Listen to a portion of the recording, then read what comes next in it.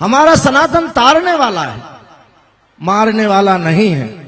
और मारने वालों के लिए तो उत्तर प्रदेश के मुख्यमंत्री जी योगी आदित्यनाथ जी बैठे हैं, जो गरीब को सताएगा, भारत में उत्तर प्रदेश में अशांति फैलाएगा और विकास के कार्यों में रुकावट करेगा, उसके लिए तो मणिकर्णिका विद्यमान है और मणिकर्णिका घाट उसका प्लेटफार्म है। इसलिए हम सब भारतवासी निश्चिंत होके देश के प्रधानमंत्री जी और ऐसी व्यासपीठों के सानिध्य में रह के और उत्तर प्रदेश के योगी आदित्यनाथ जी मुख्यमंत्री जी के साथ चल के इस भारत माता के आज स्वतंत्रता गणतंत्र दिवस है। आज जैसे हमारा ध्वज, सब ध्वज को एक हाथ में लेके आज पूरा भारत एक आवाज में कह रहा है भारत माता की जय। इसी प्रकार हमें अपने सनातन के श्री राम और कृष्ण के और भारत के महापुरुषों के, भारत के साथ जो खड़ा होगा उनके साथ चलने के साथ ही रहना है। ना कोई हमें बांट सकता है, ना हम बटेंगे, क्योंकि हमारे पास मनीषियों की, ऋषियों की इतनी बड़ी प्रेरणा के मंत्र हैं। कौन कहता है कि हम आज भारत में बांटने के लिए आएंगे? अरे निश्चिंत, हम लोग संगमवासी हैं। हमारी गंगा जमुना जोड़ने का कार्य किया है। जहां संगम होता है वहां लोग जुड़ते हैं और जो जोड़ने का नहीं कार्य करते हैं उनको हम सब लोग तोड़ देते हैं। इसलिए हमें भागवत महापुराण की बहती गंगा में पूज्य व्यास जी ने अपना अमूल्य समय दिया। मैं आप सबको बताऊं कि माइक पे बोलने से व्यास जी को मैं कहूं कि प्रसन्नता के लिए नहीं, मैंने ना कभी व्यासपीठ को 1 रुपया की बात कही, ना व्यासपीठ ने कभी कहा कि महाराज जी ये खर्चा कैसे होगा, कभी नहीं। मैंने केवल ब्रज 84 कोस परिक्रमा में मैं गया था और पूज्य महाराज जी ने आश्रम में गया। महाराज जी से मैंने सहज प्रार्थना की कि अगर आपकी सब अनुकूलता हो तो कृपा करके प्रयागराज कल्पवासियों को भी व्यासपीठ की वाणी से आप आधालित करें, सुनाएं। और व्यास जी ने तुरंत अपने धीरज से कहा। तो धीरज का मेरे पास फोन आया तो मैंने कहा अच्छे महाराज जी हैं कि धीरज में धीरज ही से फोन कराया। तो जब धीरज का फोन आया तो मुझे लगा कि अब धीरज हो गया, कथा निश्चित फाइनल है और कल्पवासियों को हम सब लोगों के लिए एक सौभाग्य है। तो मैंने एक सामने बोर्ड लगवा दिया तो उसमें कथा के आपका चित्र लगाया। तो लोग पूछे हम कि अभी तक तो फाइनल है लेकिन वेटिंग लिस्ट है, आरएसी तो हो गया है टिकट, लेकिन कंफर्म हो जाएगा, निश्चिंत रहो, क्योंकि 2 ही आरएसी है। लेकिन आपको मैं प्रणाम करता हूं, आपने कृपा की और आपने हमारी प्रार्थना को स्वीकार किया। मैंने कल भी कहा कि ये प्रयागराज आपका है, आप जैसे महापुरुषों का है। आप प्रयागराज आते रहिएगा। कभी ये पंडाल भी रहेगी, कभी छोटी भी रहेगी, नहीं और बड़ा, कभी तखत भी रहेगा और कभी रावटी भी रहेगी और कभी इससे बड़ा भी होगा। तो आप जहां हैं, भागवत महापुराण तो अपने आप तय करती है और हम सब से कोई अगर त्रुटि हुई हो तो मैं पूरे आश्रम परिवार से, पूरे कल्पवासियों से, मंडप में बैठे सभी लोगों से की तरफ से आप व्यासपीठ से प्रार्थना करता हूं, माफी मांगता हूं कि आप हम लोगों से ऐसी गलती होती रहे और आप उस गलती को सुधारने के लिए आते रहिएगा, यही मैं आपसे प्रार्थना करूंगा। पुनः गौरी गोपाल आश्रम की समस्त परिकर टीम को, चाहे वो फोटोग्राफर से लेके, माइक से लेके, संगीतक से लेके, अन्य व्यवस्थाओं से लेके, जिसने भी इस यज्ञ में आहुति दी, सबको मैं यजमान समझते हुए, और जो यजमान बने हैं, यजमान का तो काम ही है देना, लेकिन हम उनको भजन देंगे, भजन उनको भगवान देता रहे, मेरा यही भगवान से प्रार्थना है। पुनः व्यासपीठ को प्रणाम और आप सबकी कृपा और प्रसन्नता के लिए भी धन्यवाद। जय सिया राम, जय श्री राम। पूज्य महाराज जी के लिए तालियां बजाकर स्वागत वंदन। सनातन धर्म की। और महाराज जी आप जब बुलाएंगे ये दास हर व्यवस्था में आपके साथ है, हर तरह से आपकी सेवा में तैयार है। और ये बात मैया खड़ी ना हो मेरी माँ, स्वामी जी ने बता दिया कि ये हमारी ससुराल भी है। तो यहाँ पास में दुबावल गांव है, दुर्वासा जी की ऋषि, वो दुबावल गांव ही हमारी ससुराल है। तो आप हमारी ससुराल के हैं सब। हाँ या ना? तो आप सब हमारी माँ हो, आशीर्वाद देती रहना। ये सब पिता तुल्य हैं।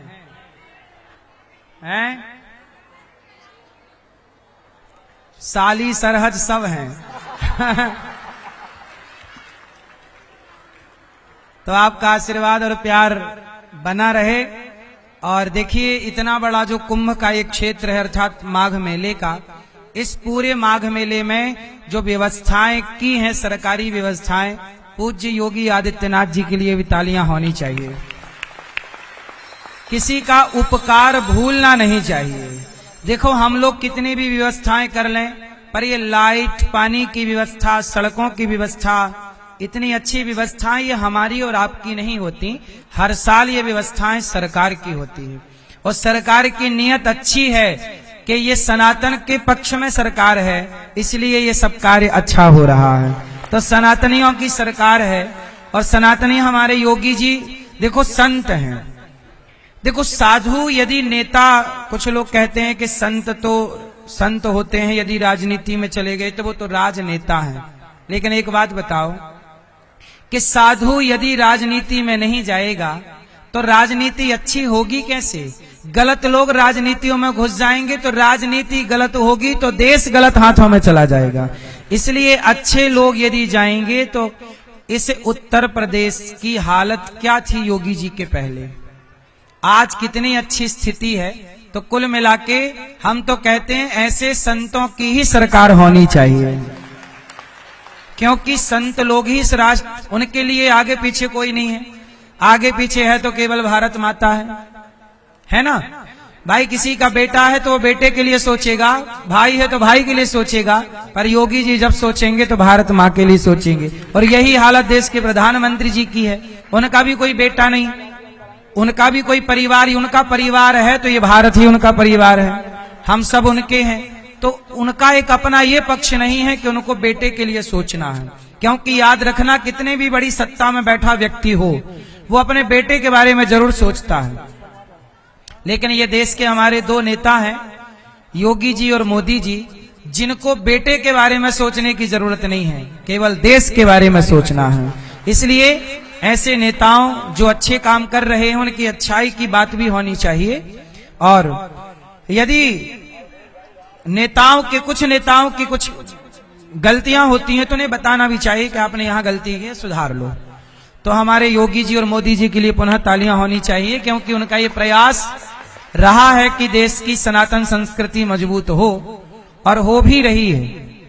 तो ऐसी सरकारों को भी हम बारंबार धन्यवाद, साधुवाद देते हैं। पूज्य सतुआ बाबा जी को बारंबार प्रणाम करते हैं, पूज्य महाराज जी के चरणों में। देखिए, यह सनातन का ऐश्वर्य है कि कथा में नित्य वही श्रोता और वही कथा, लेकिन कभी इस कथा से कभी कोई पूर्ण नहीं हो सका।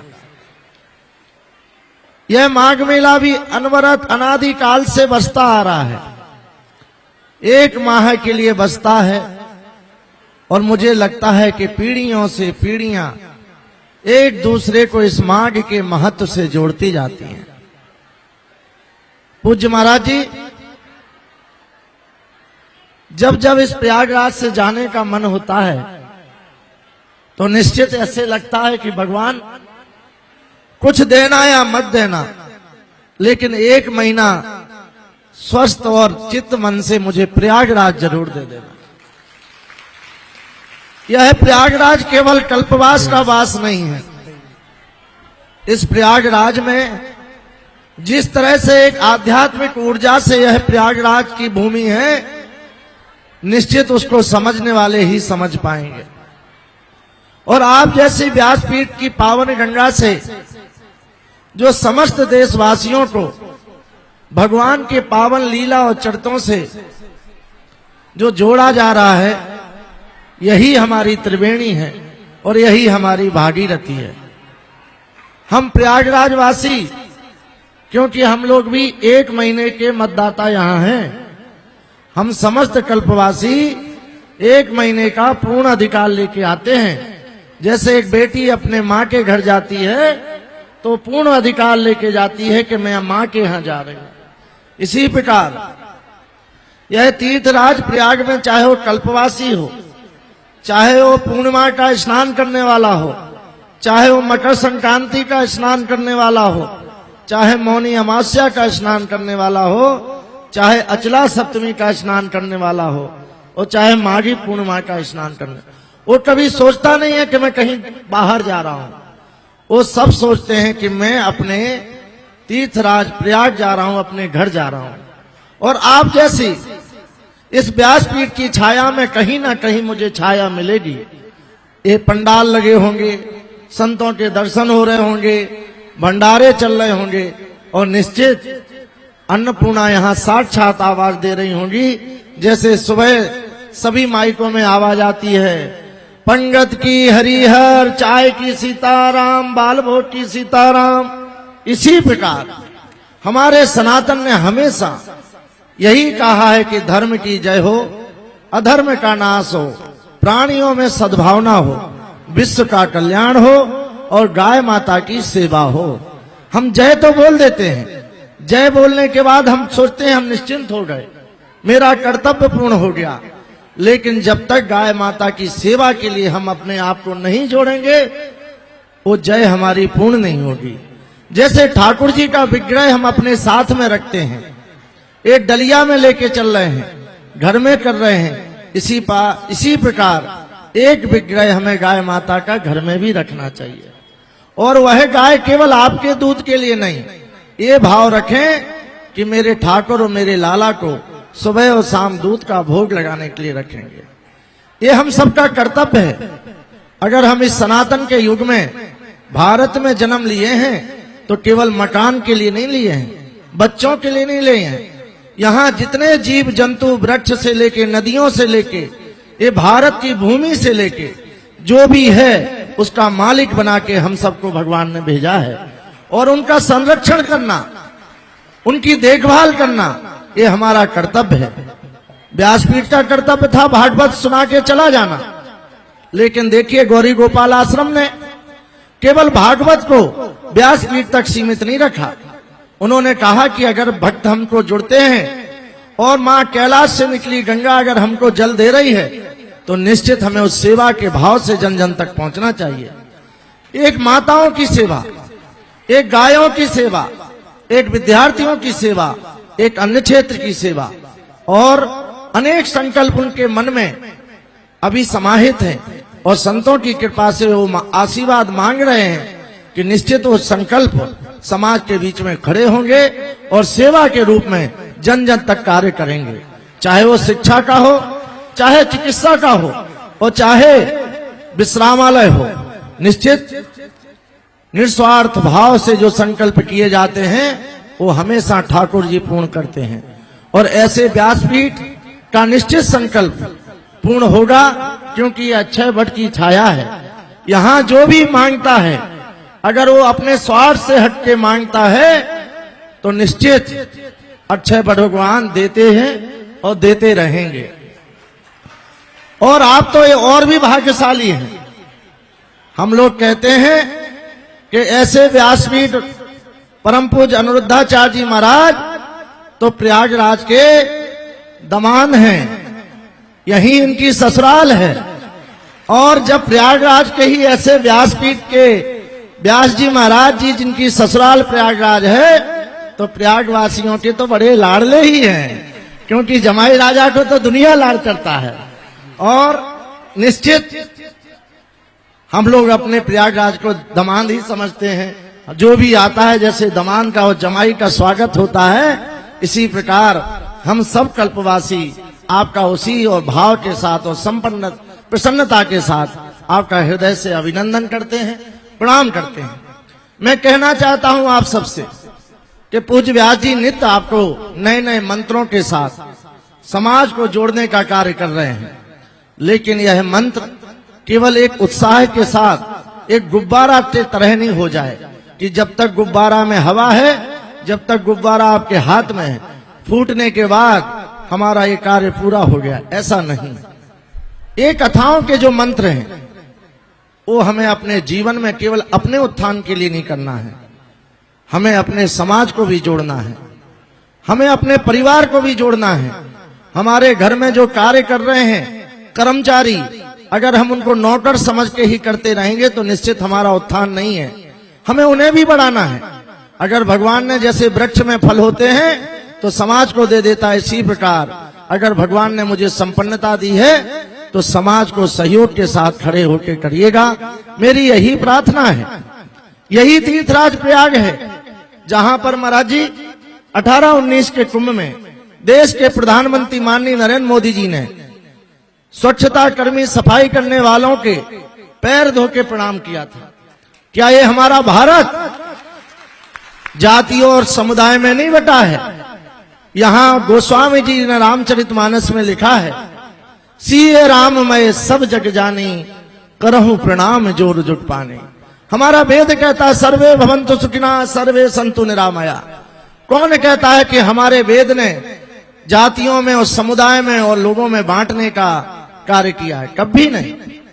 ये पंडाल है इसका उदाहरण, जो हमारे बीच में आके हमारी भ्रांतियां, अशांति फैला रहे हैं, वो सुन लें और इस पंडाल में आके देख लें कि हमारा भारत एक है और एक रहेगा।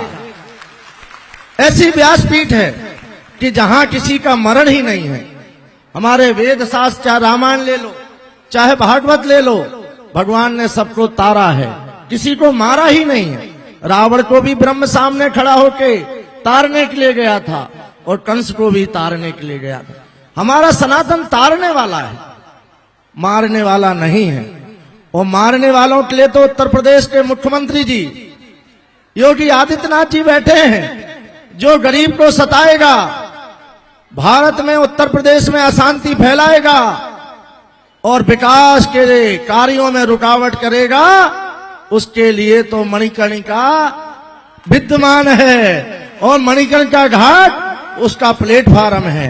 इसलिए हम सब भारतवासी निश्चिंत होके देश के प्रधानमंत्री जी और ऐसी व्यासपीठों के सानिध्य में रह के और उत्तर प्रदेश के योगी आदित्यनाथ जी मुख्यमंत्री जी के साथ चल के इस भारत माता के, आज स्वतंत्रता गणतंत्र दिवस है, आज जैसे हमारा ध्वज, सब ध्वज को एक हाथ में लेके आज पूरा भारत एक आवाज में कह रहा है भारत माता की जय। इसी प्रकार हमें अपने सनातन के, श्री राम और कृष्ण के और भारत के महापुरुषों के, भारत के साथ जो खड़ा होगा उनके साथ चलने के साथ ही रहना है। ना कोई हमें बांट सकता है, ना हम बटेंगे, क्योंकि हमारे पास मनीषियों की, ऋषियों की इतनी बड़ी प्रेरणा के मंत्र हैं।